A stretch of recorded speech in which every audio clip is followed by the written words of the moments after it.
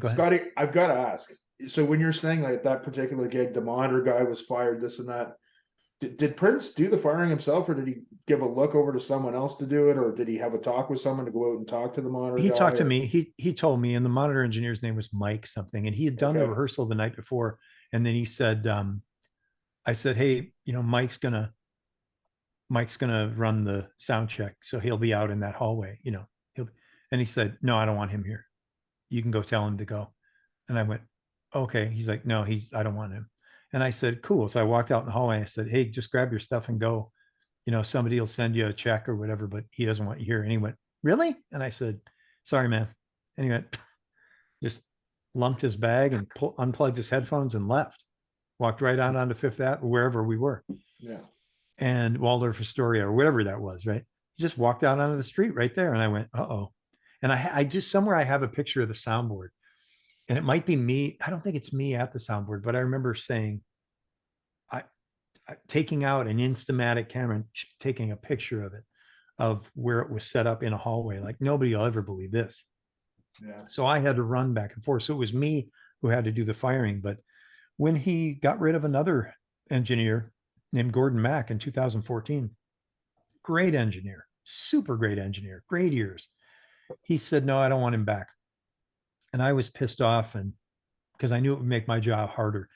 And I've told this story before, but Prince said, he said, can't you find me a good engineer? And I said, we just had one, man, but you fired him. And he said, put his cane down, put his hand around my shoulder and said, I've never fired anyone in my career. They've all fired themselves.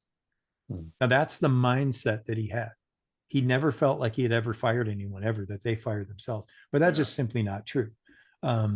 He had fired people and he had gotten rid of people, but he was curving the narrative, in his direction, that it was always them. But he had some really skilled monitor engineers that worked with him and did a good job, and never got the chance to show it all.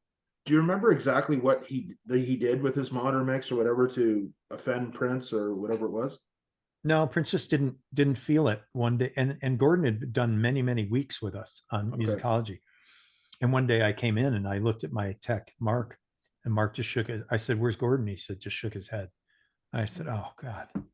Yeah. And he was just gone. I don't know, maybe something, I don't know what happened subsequent or prior to that, but I knew it was going to fall on me. So when I was standing next to Prince and he said, they've all fired themselves. He said, how much time do you need? And I said, I don't know, like 10 or 15 minutes.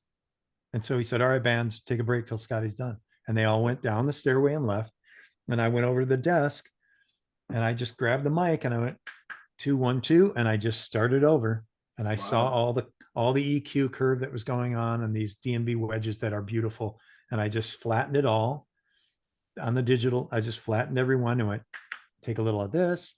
And I just did it all myself. Yeah. And then he came up and tried it and he said, sounds good. And the desk sat that whole show with no one at it. Wow. The whole gig, no one at the monitor desk.